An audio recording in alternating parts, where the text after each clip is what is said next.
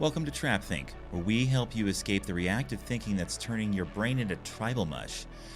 I'm your host, Darren, and today we're talking about something that's going to make approximately half of you furious at me within the next 5 minutes. So buckle up, Buttercup. We're diving into what's happening in Minneapolis right now. The ICE operations, the shootings, the protests, and I'm going to show you how both sides are running the exact same playbook that's been used to overthrow governments for the past 20 years. And before you start typing your angry email about how I'm a fascist bootlicker or a globalist shill, depending on which tribe you're in, I want you to take a deep breath and recognize that immediate emotional response. That's the trap activating. We'll get back to that. So let's start with the basics. What is a color revolution? Well, it's not that hair dye that your girlfriend keeps leaving on the bathroom counter. It's also not the beard color you've been secretly using to cover up that gray, buddy. Nobody has a jet black beard and mustache, okay? You're not fooling anyone. Although those are both about making something look fundamentally different than what it actually is, so maybe the metaphor isn't completely off. A color revolution is basically a sophisticated recipe for overthrowing governments without the mess of traditional warfare. No tanks rolling through the streets, no dramatic beach invasions, just organized chaos that looks spontaneous but absolutely are not. The term comes from the early 2000s when a bunch of former Soviet countries had the sudden popular uprisings, quote unquote, that all looked weirdly similar. Serbia had the bulldozer revolution in 2000. Georgia had the Rose Revolution in 2003. Ukraine had the Orange Revolution in 2004. Kyrgyzstan had the Tulip Revolution in 2005. And if you're thinking, that's a lot of flower-themed regime changes in a short period of time, congratulations. You're already thinking more critically than most political commentators. Now, Western media originally described these as technologies for exporting democracy through civil disobedience, quote unquote, which is a fancy way of saying we're going to help the good guys overthrow the bad guys using Instagram and vibes. But Russian and Chinese military analysts looked at the same events and said, yeah, no, this is warfare, just with better branding. Russian Defense Minister Sergei Shoigu called it a new U.S. and European approach to warfare that focuses on creating destabilizing revolutions in other states as a means of serving their own security interests at low cost and with minimal casualties. Which, when you strip away the diplomatic language, basically means, why invade a country when you can just fund some activists and let them do it for you? Much cheaper, fewer body bags. Better for the media cycle. It's warfare for the Whole Foods generation. Now, I can already hear some of you getting defensive. But Darren, aren't you just repeating Russian propaganda? Well, maybe. Or maybe the Russians studied these operations really carefully because they kept happening to their allies and they wanted to understand the pattern so they could defend against it. Here's the thing. Truth doesn't care about the nationality of who's speaking it. If the Russians are accurately describing a tactic that's being used against them, that doesn't make that tactic any less real just because we don't like the Russians. This is exactly the kind of tribal thinking we're trying to break. Stay with me. Political scientists who study these things, and yes, American political scientists, not just Russian ones, have identified a pretty consistent pattern. Most successful color revolutions follow 7 stages. Think of it like a recipe. And just like a recipe, if you're missing key ingredients, your revolution souffle doesn't really rise.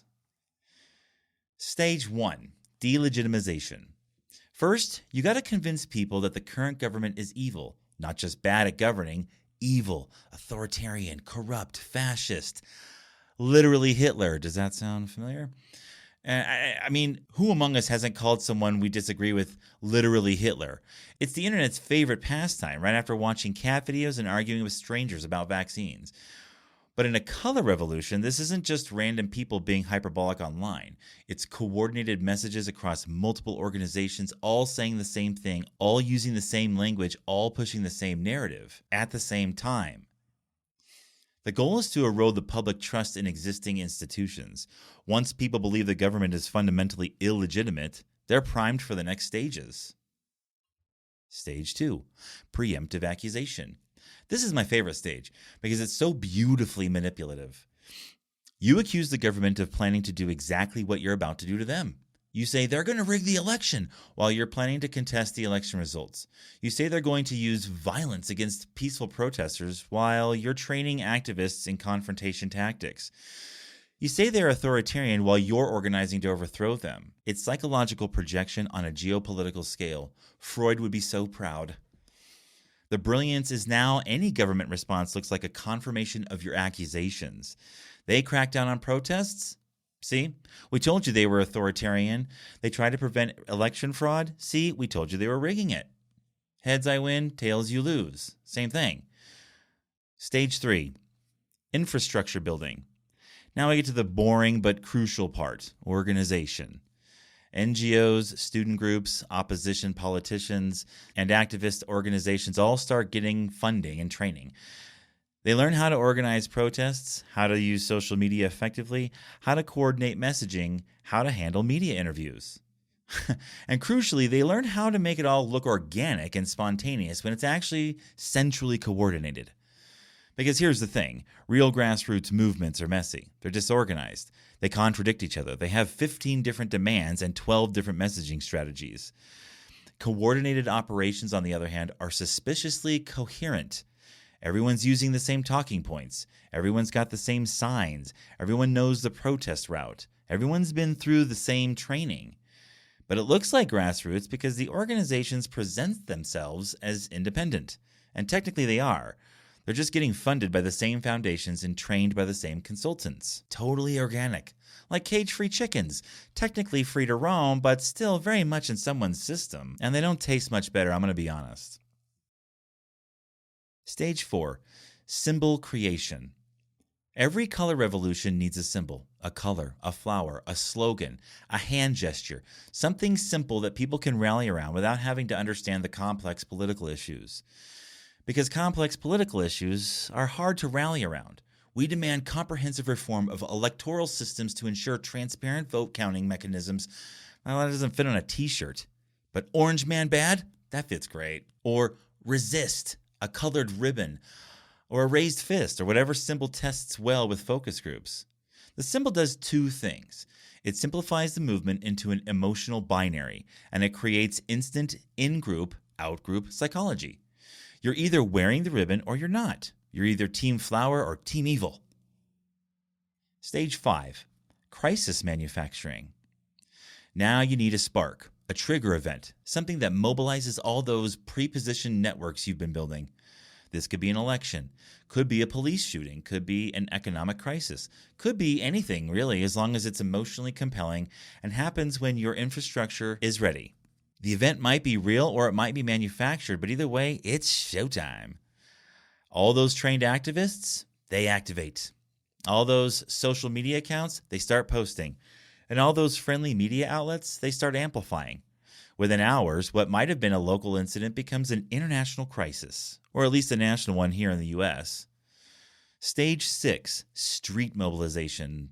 Mass protests flood the streets. Thousands, maybe hundreds of thousands of people all showing up at the right time, in the right place, with the right signs. And wow, would you look at that? They all seem to know exactly what they're doing, almost like they've been trained. Now, here's the important part. Most of the protesters are genuine. They actually believe in the cause. They're not paid actors. They're real people with real grievances. But they're being organized by people who've been trained and funded specifically for this purpose. The genuine anger is real. The coordination is also real. Both things are true.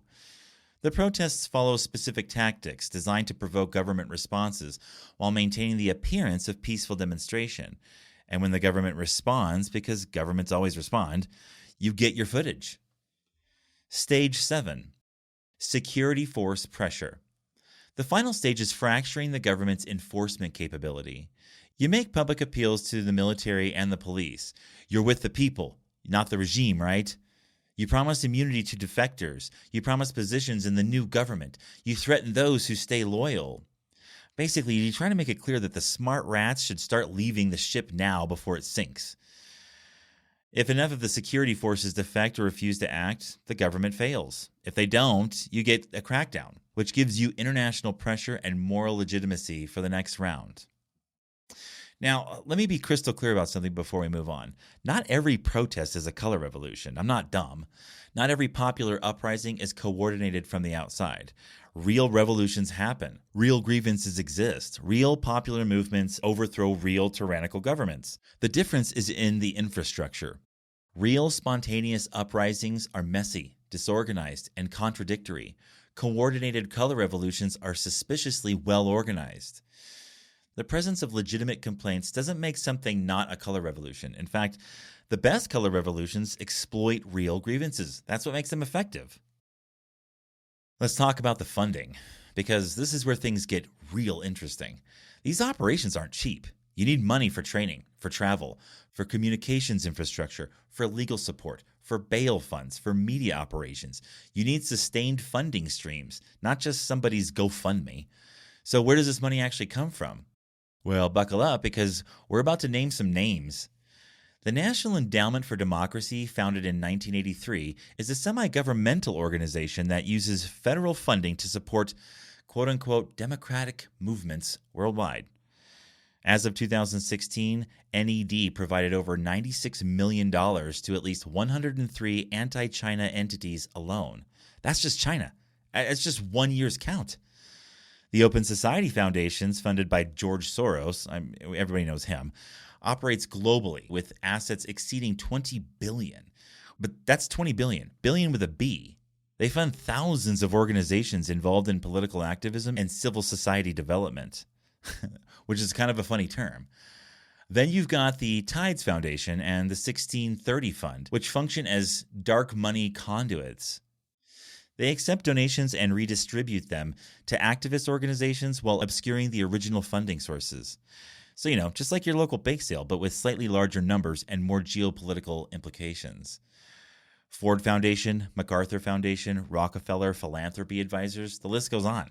Now, this isn't a conspiracy theory. This is public record. Tax filings, grant databases, organizational disclosures. The money is documented. The funding relationships are documented. This is real. I'm not a tin hat wearing flat earther. The debate isn't whether this funding exists. The debate is what it means. Some people say these foundations are promoting democracy and human rights. Other people say that they're instruments of regime change. And honestly, both can be true depending on the context. Turns out, democracy promotion and regime change can look suspiciously similar when viewed from the receiving end. Let me give you 3 quick examples of color revolutions so you can see the pattern. Serbia in 2000. The Otpor movement overthrows Slobodan Milosevic. Otpor receives training and funding from Western NGOs. Later, Otpor members travel to other countries to train activists in the same techniques. It's like a Revolution franchise. Otpor, now available in your country. Georgia 2003. Rose Revolution replaces Edward Shevardnadze with Mikhail Saakashvili. USAID, NED, and the Open Society Foundations fund opposition groups. American consultants train activists. The operation is so successful it becomes a template. Ukraine 2004 and 2014. Orange Revolution installs Viktor Yushchenko. 10 years later, Euromaidan Revolution overthrows Viktor Yanukovych. Both involve extensive Western NGO presence, training programs, and coordinated media strategy. In the Tulip Revolution in Kyrgyzstan, the head of one of the coordinating organizations literally admitted this uprising would have been absolutely impossible without coordinated American effort. When the quiet part gets said out loud, you should probably pay attention. All right, so now we know what a color revolution is, how it works, who funds it, and what the historic examples look like. Now let's talk about Minneapolis. And this is where half of you are going to get mad at me. Here we go. In December 2025, the Department of Homeland Security launched Operation Metro Surge. They deployed between 2,000 and 3,000 ICE and Border Patrol agents to Minneapolis. To put that in perspective, the Minneapolis Police Department has about 600 officers, so the federal government sent a force 5 times larger than the city's entire police department.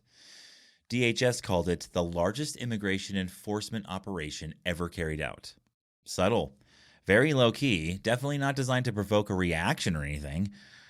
The stated purpose was apprehending people with deportation orders and investigating fraud cases.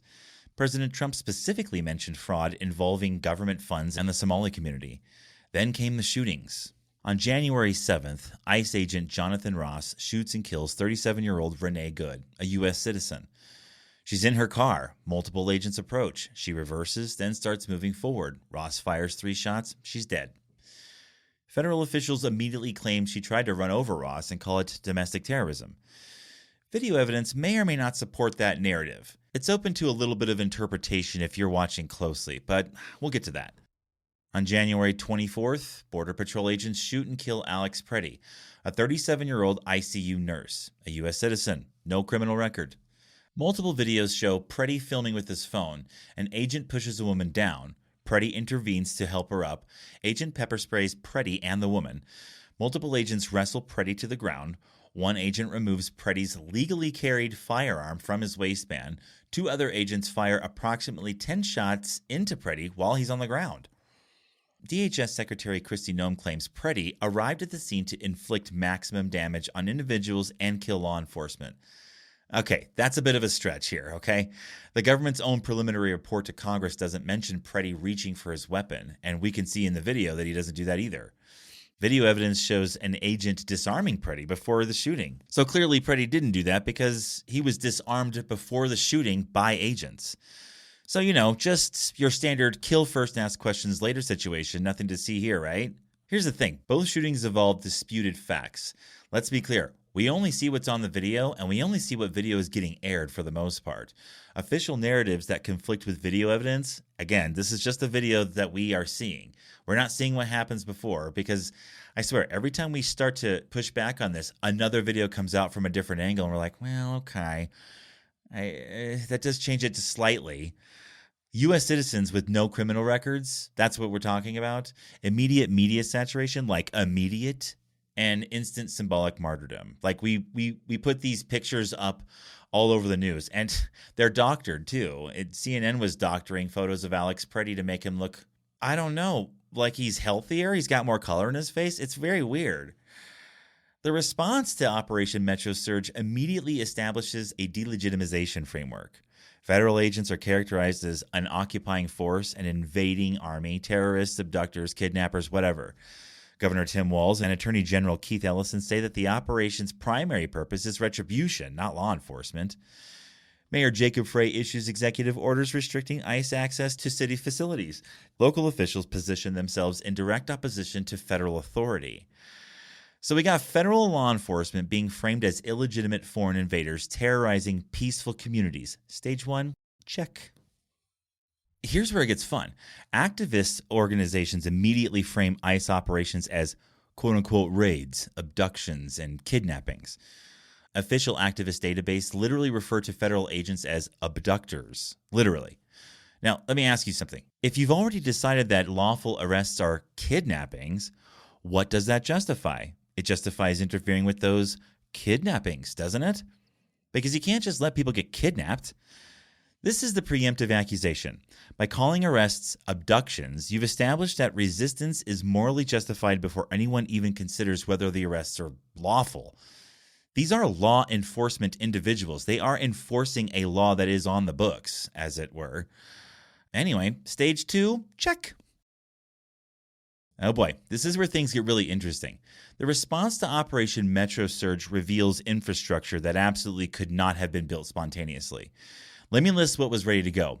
Real-time tracking systems like license plate databases of federal vehicles, literally labeled license plates of abductors.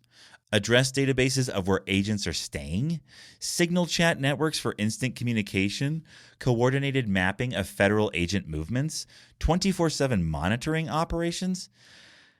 Just your average neighborhood watch, except for tracking federal agents like their tagged wildlife. Training programs like legal observer training sessions that filled to capacity almost immediately. Quote-unquote eyes on ICE, nationwide virtual training, 200,000 viewers in the first session. ICE watch and welcome orientation trainings. De-arresting technique instruction. Yes, that's a thing. Rapid response coordination training. These are crazy. These are actual training programs. Operational coordination, like multiple organizations running ICE sighting hotlines, community response resources with guidance on tracking federal agents. lists of known ICE vehicles operating in the Twin Cities, training on quote-unquote documenting ICE activity, guidance for rapid mobilization to arrest sites. Now, I want you to think about this logically. When Operation Metro Surge was announced in early December, how long do you think it would take to build real-time tracking systems, communication networks across entire metropolitan areas, training programs that can accommodate 200,000 people, coordinated rapid response teams, database systems, legal observer protocols? A few weeks, a month? I don't know, try years. This infrastructure didn't pop up overnight. It was already there, waiting to be activated. So, Stage 3, check. The opposition movement coalesces around specific symbols. Whistles, described as a simple but powerful tool signifying awareness, protection, and protest. Protesters carry them everywhere, blow them constantly during ICE operations. Because nothing says organic grassroots resistance like thousands of people all carrying the same symbolic object that they all somehow agreed on simultaneously. Give me a break. Martyrdom imagery. Renee Good and Alex Pretty become instant symbols. Their images are everywhere. Vigils, fundraisers, protests in their names. The No Kings branding for nationwide coordination. Catchy, memorable. Focus group tested, I'm sure. Slogans appear consistently across organizations like ICE out of Minnesota, a day of truth and freedom. Solidarity, not charity. Eyes on ICE. We the people determine the vision for our country. All different organizations using the same language. What an amazing coincidence. Stage 4, check. Both shootings are immediately amplified from local incidents into national, now probably international crises. Within hours of Alex Pretty's death, the narrative is set. By the next day, celebrities are weighing in. Pedro Pascal, Jamie Lee Curtis, Edward Norton, Hannah Einbinder. Because when I need political analysis of a complex federal law enforcement operation, I definitely turn to the guy who played the Incredible Hulk. This rapid national amplification doesn't happen organically. It requires coordinated communication networks extending far beyond Minneapolis. The shootings aren't treated as incidents requiring investigation. They're treated as proof of systemic federal terrorism.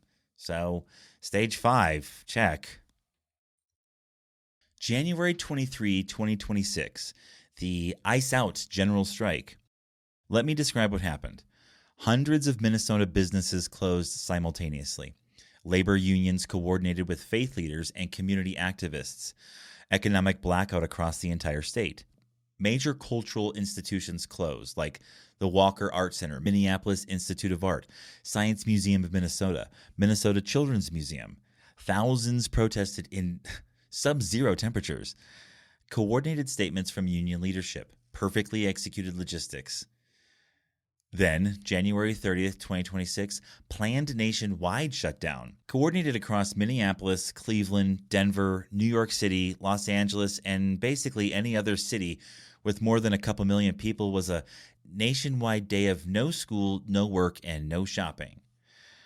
The national shutdown website lists partners Defend Immigration Families Campaign, CAIR Care, North Carolina Poor People's Campaign, LA Tenants Union, multiple University of Minnesota Students Organization, Code Pink, and if you were watching the local news, they included all the local BS coffee shops that decided to close in solidarity.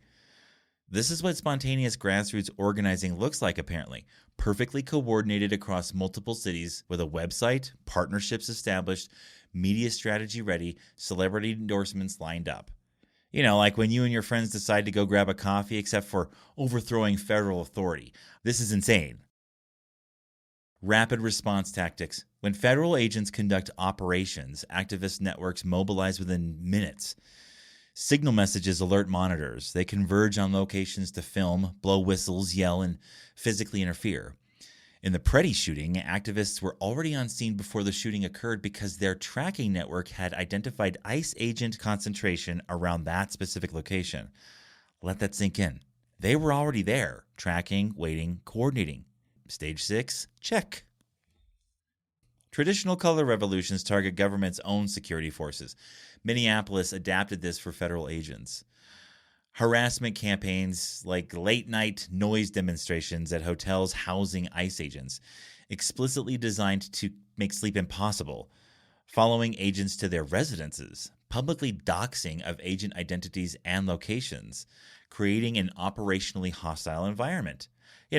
This is just peaceful protest things. These are like stalking people at their homes and preventing them to sleep. It's very Gandhi. There's moral pressure, like framing agents as terrorists and abductors, public shaming campaigns, attempting to create defections through social pressure, and it worked. Border Patrol Commander Gregory Bovino admitted relocating agents out of Minneapolis for officer safety. Federal agents were placed on administrative duty. The operational environment became untenable. Stage 7, check. Follow the money, because it's basically always about the money. The Washington Free Beacon did an investigation on who's funding the Minneapolis activation organizations. Let me read you some of the highlights. Sunrise Movement Twin Cities maintains hotel lists of ICE agents, organizes noise demonstrations, holds trainings on how to stop ICE and build a revolution. Not resist ICE, not protest ICE. Stop ICE and build a revolution. They're not even being subtle about it. Defend the 612. Accepts donations through Cooperation Cannon River, funded by the Rockefeller Philanthropy Advisors and Tides Foundation. Copel, Minnesota, received $50,000 from the Tides Foundation and $185,000 from the 1630 Fund. 5051 Minnesota chapter, that's like 50501, part of the No Kings Coalition. They maintain a comprehensive list of mutual aid resources, including bail funds, legal assistance, and supply drives. The major funders have been identified: Open Society Foundation, George Soros, the Ford Foundation, Tides Foundation, 1630 Fund, Rockefeller Philanthropy Advisors, MacArthur Foundation, Solutions Project, founded by actor Mark Ruffalo. These aren't small grants for poster board and markers. These are substantial, sustained funding streams supporting sophisticated operational infrastructure. When the Washington Free Beacon asked 1630 Fund for a comment, their response was, the right to peacefully protest is core to any healthy democracy. Which is a beautiful non-answer that completely avoids the question of whether they're funding coordinated interference with law enforcement. But hey, peaceful protests, right? Let me list the patterns that indicate centralized coordination. Simultaneous nationwide mobilization. You don't coordinate business closures, protest actions, and media campaigns across multiple cities without pre-existing communication infrastructure. Unified messaging. Dozens of organizations, same language, same framing, does not happen organically. Training replication, like legal observer protocols, ICE tracking tactics, resistance strategies, all standardized across groups. Rapid scaling, 200,000 people in one training session? That's not word of mouth, that's infrastructure. And honestly, good for Zoom if they're the ones who did that, because that's some pretty good technical infrastructure, I'm going to be honest. Celebrity amplification. Major celebrities amplifying identical messages within hours. That's coordinated outreach. Resource distribution. Comprehensive mutual aid providing bail, legal assistance, housing, food, transportation. That's logistics that don't materialize spontaneously. This is coordinated. It's funded. It's sophisticated. And here's the key question. If this follows the Color Revolution playbook so precisely, what's the strategic objective? In traditional color revolutions, the goal is regime change. Replace one government with another. But Minneapolis is different. The federal government is conducting immigration enforcement. The opposition isn't trying to replace the government. They're trying to make federal law enforcement operationally impossible in certain jurisdictions. This is not regime change. This is jurisdictional nullification. The goal appears to be establishing that federal authority cannot operate in sanctuary jurisdictions, creating de facto autonomous zones where federal law cannot be enforced. Whether that's legitimate civil disobedience or coordinated undermining of federal authority is a question you have to answer for yourself. And just because this doesn't include regime change or changing from one government to another doesn't really obfuscate the fact that this is a color revolution, or at least could be. The pattern is really undeniable. All right, so we've established the pattern. We've documented the coordination. We've followed the money. Now comes the hard part. Now I'm going to show you how this whole thing is designed to trap you. Because here's the thing. This playbook works on everyone, regardless of which side you're on. That's the real genius of it. If you're listening to this and you're angry at me, at the analysis, at the implications, good. That's the trap activating. Pay attention to that feeling. Here's how this works on both sides. If you're sympathetic to immigration enforcement, you see lawless mobs attacking federal agents. You see billionaire-funded activists trying to overthrow the rule of law. You feel righteous anger. You want stronger crackdowns. You share videos of protesters interfering with arrests.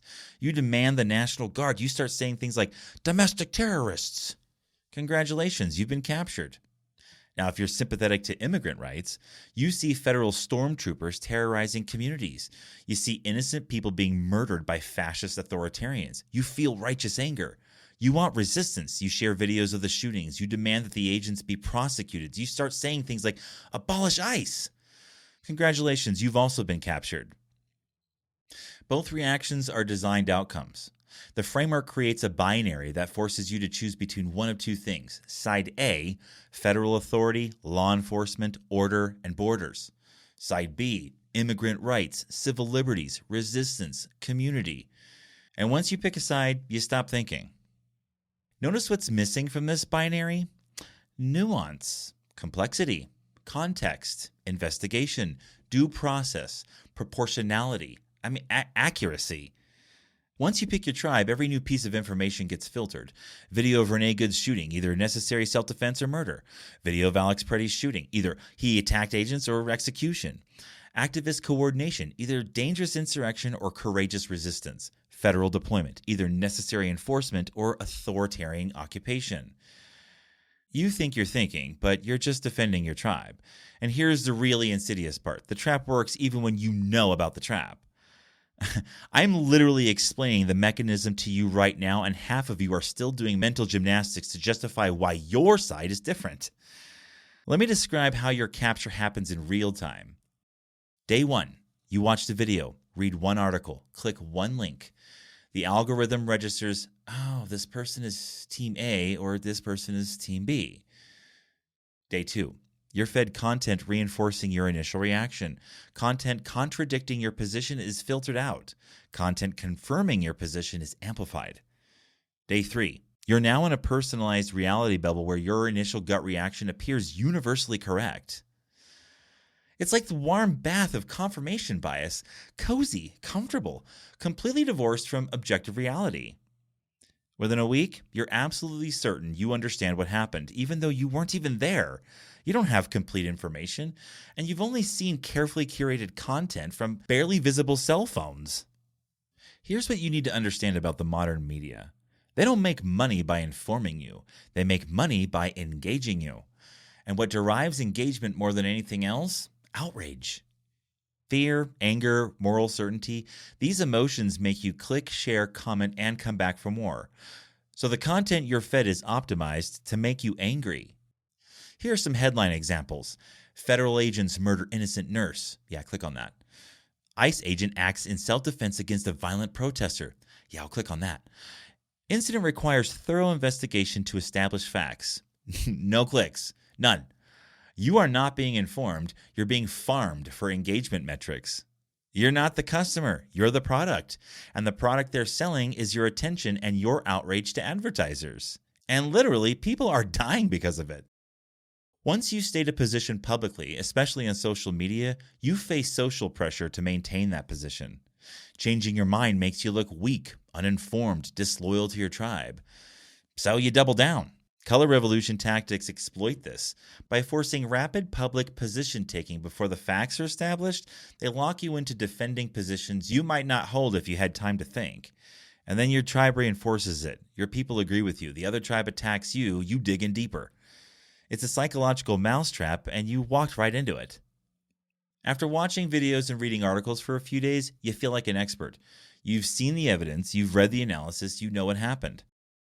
This is the expertise illusion, and it's incredibly dangerous. You don't know what happened. You weren't there. You saw edited videos from selected angles. You read curated reporting. You received information filtered through multiple layers of agenda-driven sources. What do you not know about the Preddy shooting? What happened in the minutes before the video started? What verbal exchanges occurred? What the agents perceived or believed in that moment? whether Preddy's firearm was secured or accessible during the struggle, the exact sequence of who did what when, the agent's training and protocols, the full context of the operation.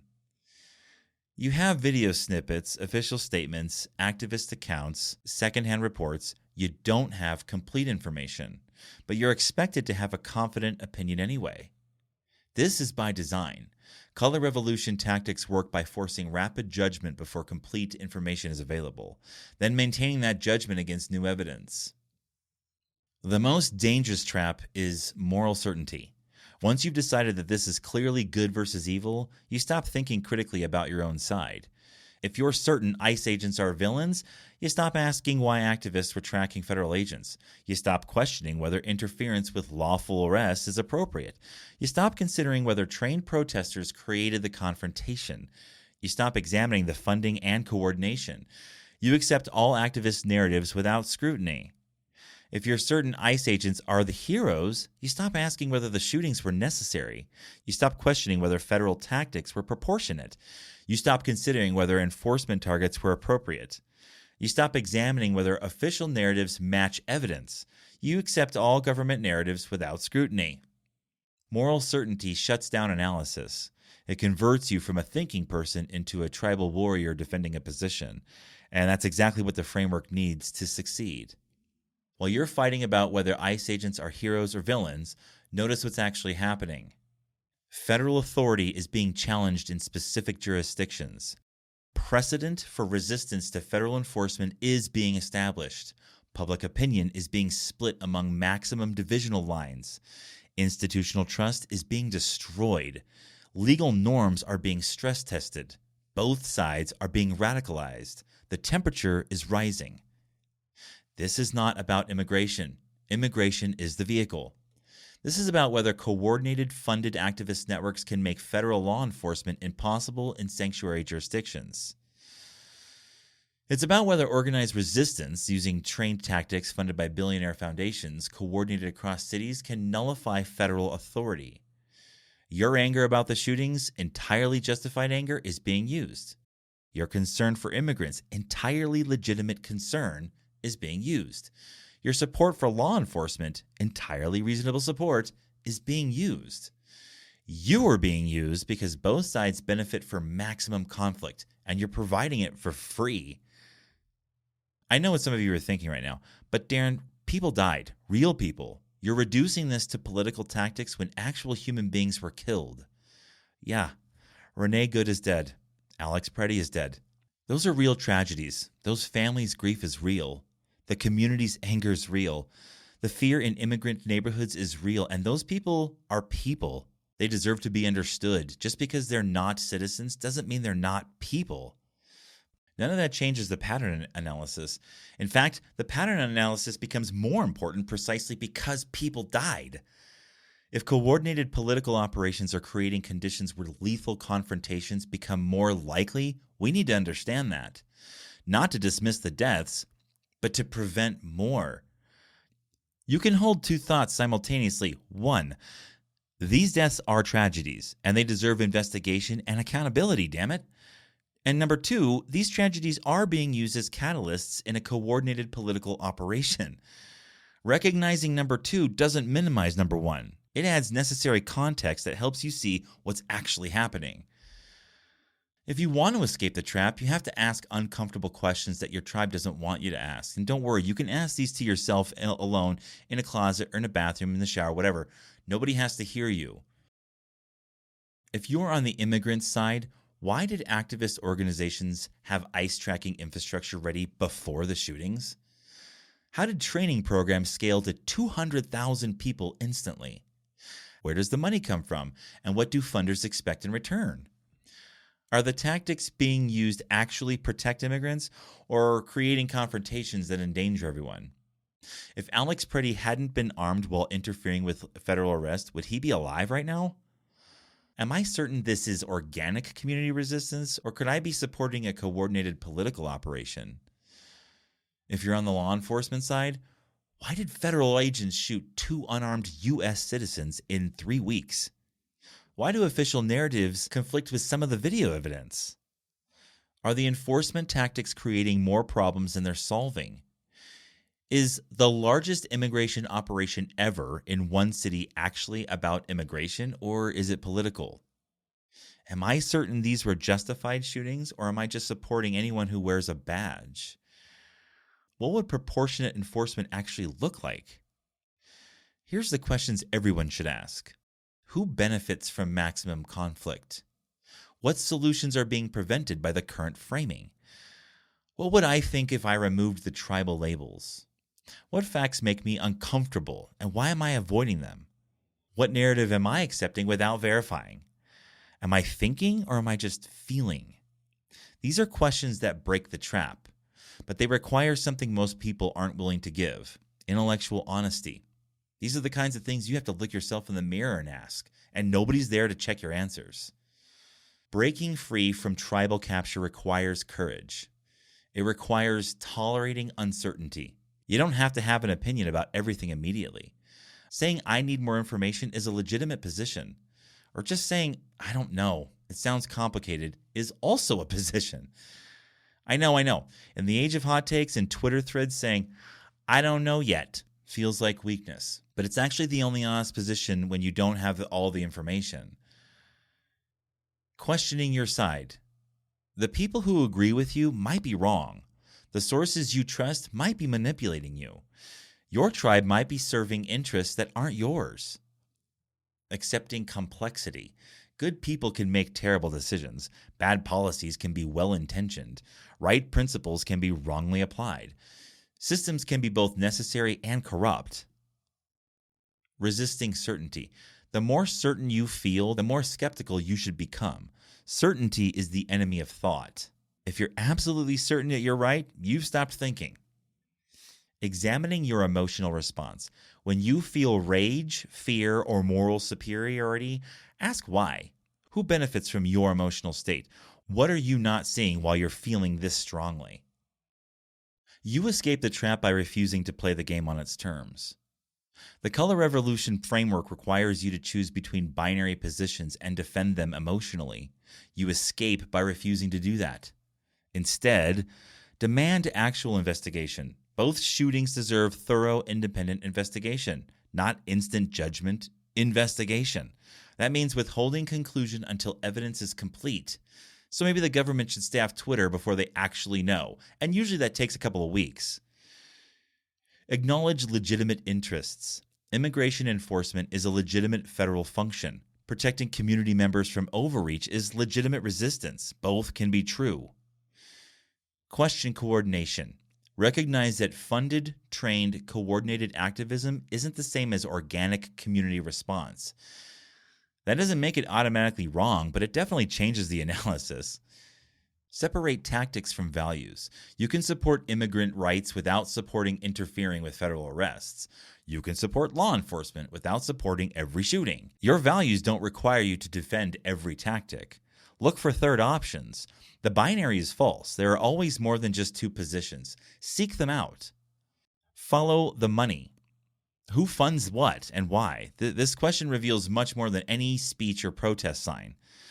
Resist the algorithm. Actively seek sources that challenge your position. Force yourself to read the strongest version of arguments that you disagree with. Test your position.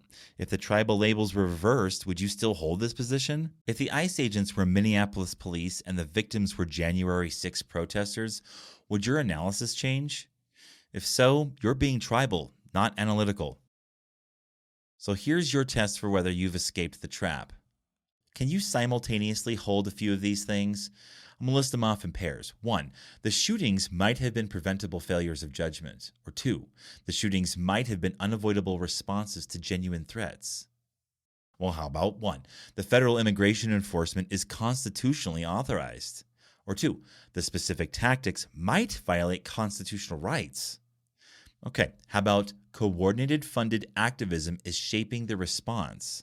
Or genuine community fear and anger are also shaping the response. Both official and activist narratives contain manipulation. Both official and activist narratives contain truth. These things are true. All of these things are probably true all at the same time, which is a lot to take in. But if you can hold all of these simultaneously while you wait for complete information, you're thinking independently. If you can only accept the ones that your tribe accepts, you're still captured. Okay. The Minneapolis situation will resolve eventually. The legal cases will proceed. The investigations will conclude. The political battle will continue. But the pattern will remain. And it will be deployed again in another city with another triggering event using the same infrastructure and tactics. Next time, will you recognize it, or will you be captured again? The answer depends on whether you're willing to do the hard work of thinking instead of the easy work of feeling. So let's wrap this up. Look, I know this episode was long and I know it was uncomfortable. I know some of you are still angry at me. Good. If you're comfortable, you're not thinking hard enough. The point of TrapThink isn't to make you agree with me. The point is to show you the framework that's being used to capture your mind so that you can escape it. Your mind is your own if you're willing to fight for it. The Minneapolis situation is a test case. It's color revolution tactics deployed domestically, and both sides are running their parts of the playbook perfectly. The question is, are you going to be a piece on the board, or are you going to step off the board and see the game? Remember, the trap isn't caring about immigration. The trap isn't caring about law enforcement. The trap is believing that having strong feelings mean you understand what's happening. Think, question, resist certainty, demand evidence, reject binaries. And for the love of all that's holy, stop letting algorithms tell you what to think. This has been TrapThink. I'm Darren. Stay skeptical, stay curious, stay free. Oh, and one more thing. If you made it this far and your primary response is, yes, this confirms what I already believed about the other side, you completely missed the point. The trap got you. Try again. See you next time.